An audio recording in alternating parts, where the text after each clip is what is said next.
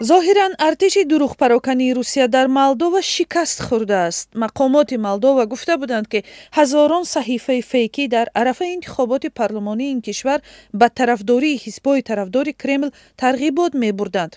натиҷаҳои пешакии интихоботи парлумонии Молдова нишон дод ки ҳизби ҳокими амал ва ҳамбастагӣ ки Майя Санду президенти кунунии ин кишвар раҳбараш аст, аксари курсиҳои парлумонро ба даст овардааст. аҳзоби рӯ ба Русия ҳамагӣ 24% раъи интихобкунандаҳоро соҳиб шуданд.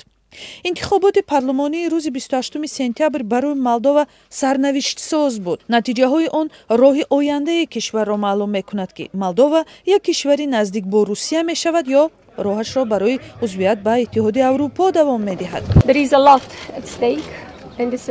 ин интихобот сарнавишти кишвари моро рӯшан хоҳад кард. агар молдованҳо сарфи назар аз дахолати Русия иродаи қавӣ нишон диҳанд, худашон тасмим хоҳанд гирифт. молдова имкон хоҳад ёфт ки фардои худро рӯшан кунад ва роҳи ҳамгироӣ бо Иттиҳоди Аврупоро давом диҳад. натиҷа зидди он чӣ буд ки Русия мехост. ҳисоби беш аз 99% баргаҳои рай нишон дод ки зиёда аз 50% сокинон ҳизби амал ва ҳамбастагиро интихоб карданд.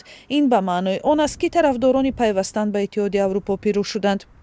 Молдова яке аз 15 кишвари шӯравии собиқ аст ки Русия бо ҳар роҳе талош мекунад дар он нуфузашро ҳифз кунад ва монеи пайвастани ин кишвар ба Иттиҳоди Аврупо шавад.